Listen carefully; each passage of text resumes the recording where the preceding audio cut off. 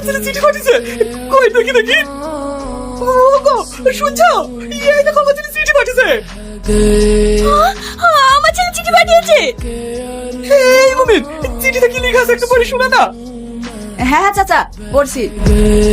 শ্রদ্ধেয় আব্বা মা, ভালো আছো তোমরা? হ্যাঁ বাবা, আমরা আমরা অনেক ভালো আছি। তারপরে কি লেখা আছে? আমি এখানে একটা ভালো চাকরি পেয়েছি এবং মালিকের মেয়েকে বিয়েও করেছি। আচ্ছা বিয়ে করেছি। তারপরে কি লেখা আছে বাবা? আমরা বিয়ে করে একটা ফ্ল্যাটে আছি। আমরা খুব ভালো আছি, আর কখনো গ্রামে যাব না। আর কোনোদিন গ্রামে আসবে না? আর আমাদের যাওয়ার কথা বলেনি? না চাচা, যতটুকু লেখা ছিল আমি সবই পড়লাম। এখন আমি আসছি। আমি যাবো, আমি আজই যাবো ওখানে।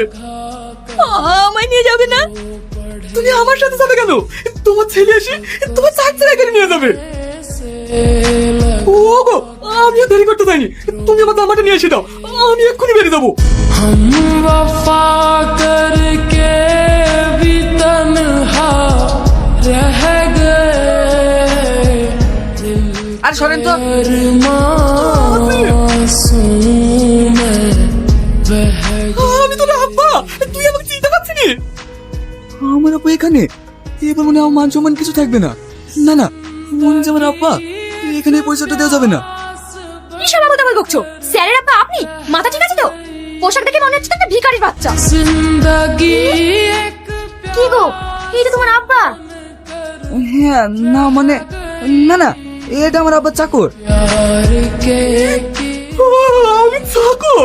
दूर আমার তো কোনো চাকর ছিল না।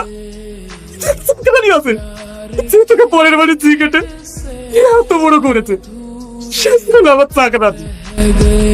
দিলে মানুষকে তো ভালো বলে তাই সে চাকরানি তোর ছেলে থেকে লাল করে পাঠিয়েছে।